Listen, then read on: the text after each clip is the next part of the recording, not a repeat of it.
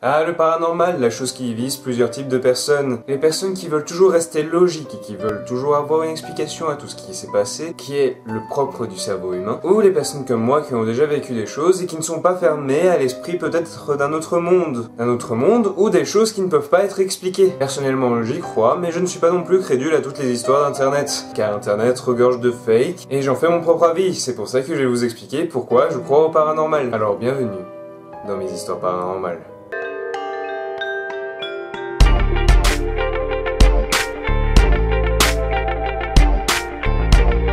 Il y a 8 ans, j'ai emménagé dans cette maison. Cette maison était encore assez vieille. En même temps, elle avait un siècle. Les murs étaient crasseux, mal isolés, et le jardin ressemblait à une énorme déchetterie. Et ouais, je sais même pas pourquoi on l'a acheté. Merci papa, merci maman. Je sentais que dans cette maison, il y avait quelque chose qui n'allait pas. Vous savez, cette sensation où tu sais qu'il y a quelque chose qui ne va pas, mais que tu ne sais pas exprimer qu'est-ce qui ne va pas. Que tu as l'impression de te sentir mal, de te sentir observé. C'est pas vraiment une notion de danger, mais plus une notion de peur, car quand l'être humain ne sait pas, la peur revient souvent, qui peut être souvent manifestée de colère ou même de tristesse. Ça dépend de la personne. Quoi qu'il en soit, j'étais le premier à avoir ma chambre à l'étage.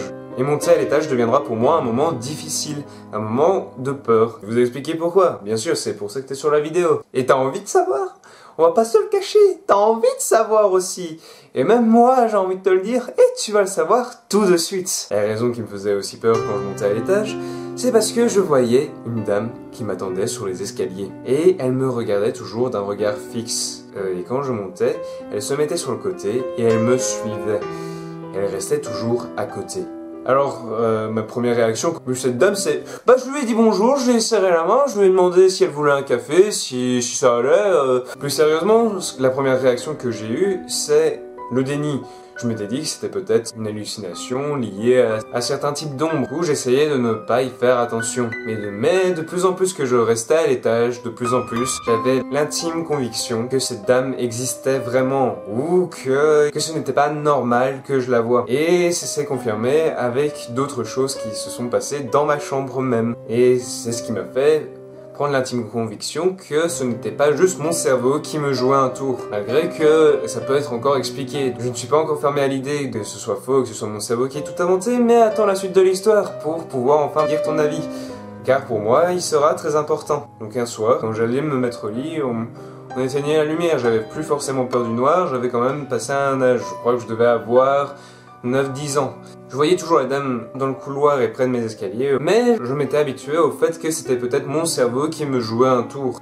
Donc ce soir-là, je me mettais au lit et j'éteins la lumière. Il a juste fallu 10 minutes pour que quand je me retourne, que je la vois dans le coin de ma chambre, debout, en train de me regarder. Alors j'essaye de vite quand même reprendre mes esprits et de regarder fixement ce point. J'ai eu l'impression qu'elle avait remarqué que je la voyais. Et à ce moment-là, elle a commencé à marcher vers moi. De plus en plus, j'entendais les bruits de pas. Et au moment où elle était juste à côté de mon oreiller, je n'ai pas pu m'empêcher de crier et de m'enfuir. Après tout, c'est un peu normal, tu vois un truc comme ça devant ton oreille, tu vas pas lui taper la causette. Du coup, je me suis enfui. Et vu que j'étais encore assez petit, mes parents ont fait mine de comprendre. Ils pensaient juste que c'était moi qui psychotais. Et bien sûr, tu peux le comprendre, j'ai pas dormi de la nuit. Elle est pas revenue, mais je n'ai pas dormi de la nuit, car je me sentais pas en sécurité. Donc quelques années passèrent, je devais avoir 14-15 ans, plus rien ne s'était passé de vraiment horrible, je la voyais toujours dans le couloir, mais j'en parlais souvent à mes parents en disant que bon, peut-être que c'était peut-être normal de psychoter quand j'étais petit, mais quand même après quelques années, ce n'était pas normal. Alors mon père décida de me donner un conseil que je n'aurais peut-être jamais dû écouter. Il m'avait dit de lui dire simplement « Partez, je ne veux pas vous voir ». Alors qu'est-ce que Bibi a fait? Il lui a gueulé dessus en lui disant « Partez, dégagez et foutez-moi la paix !» Et j'ai dit quelques mots pas très sympas. Jusque là tout va bien, jusqu'au soir. Le soir, j'étais en train de jouer à un jeu vidéo. Mon père vient me voir et me demande si tout s'est bien passé, si je n'avais plus de problème. Mais il m'a demandé aussi d'aller dormir. Comme un adolescent qui veut absolument gagner, bah je n'ai pas été dormir. Il y a quelques minutes qui passent, j'entends que quelqu'un toque à ma porte. Alors je me dis sûrement que c'est mon père qui toque à la porte pour juste me signaler que je devrais aller dormir maintenant. Je fais semblant de pas répondre, de pas donner signe de vie pour faire semblant que je dormais. jamais. Alors je continue à jouer et j'entends sur mon armoire que ça toque aussi. Et je me dis, bah c'est peut-être dehors, bon, il y a des gens assez tard qui rentrent de soirée et que bon, ils ont peut-être fait tomber quelque chose ou qui se sont amusés à taper dehors. Du coup, j'essaie quand même de me rassurer, mais j'enlève quand même mon casque. 1 minute après, ça toque sur mon bureau. Je sors vraiment de ma chaise et je fais ce qu'on appelle une crise de panique. Je commence vraiment à stresser, je tremble, particulièrement une de mes jambes que je ne savais plus du tout contrôler. Ma jambe arrêtait pas de faire des va-et-vient, je ne pouvais vraiment plus contrôler ma jambe. Je suis resté toute la nuit, debout, à la même place. Et j'ai oublié de préciser, les tocs étaient par nombre de 3. Donc j'entendais à chaque fois. Et sur mon bureau, c'est là où j'ai vraiment flippé, c'était... J'ai vraiment eu la trouille de ma vie. Il y a beaucoup de personnes qui ne comprendraient pas pourquoi j'aurais eu peur juste de simples tocs. Et je te vois aussi dans les commentaires en train de mettre « Ah, le mauvais, il a eu peur d'un bruit !» J'ai décidé d'en parler à un de mes amis, qui me posait des questions un peu sur ce qui s'était passé. Et c'est là où mon histoire va devenir intéressante. Donc je lui explique et qu'est-ce que j'entends? J'entends des bruits de pas dans mon grenier, sachant qu'il n'y avait personne chez moi. Alors là, je lui dis, attends mec, j'entends des bruits de pas. Mon ami m'a tout de suite cru en me disant, bah attends, je filme, mets ta cam, on va tout filmer. Et je vais bien sûr vous montrer les enregistrements.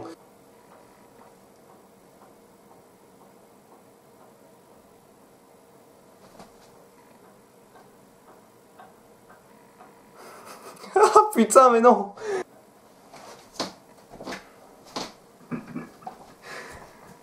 Oh, j'ai flippé. Bon, je vous explique pourquoi j'ai flippé. Bon, pour l'instant, il y a mes voisins qui sont en train de faire du bricolage dehors. Et j'ai entendu, justement, les tocs. Et j'ai vraiment flippé comme pas possible. Donc, filmé en espérant avoir des preuves. Il y a eu un enregistrement qui pourra vous intéresser. Ma caméra n'était pas de bonne qualité, donc c'est possible que, par exemple, ce soit une mouche ou quoi qui soit passé et que la forme soit un peu plus grosse. Donc voilà, on ne peut pas forcément dire que... On peut pas forcément dire que c'est prouvé, que c'est bon, on a les preuves ou quoi, mais c'est quand même un bon début. À ce moment-là, je comprenais pas la preuve en vidéo. Ça va toi? Ouais. Eh la peluche, tu sais que t'es belle? Attends, mais genre, Eh, avant de partir, regarde, je vais ouvrir la porte de ma chambre. J'ai l'impression qu'il y a une jambe à droite donc...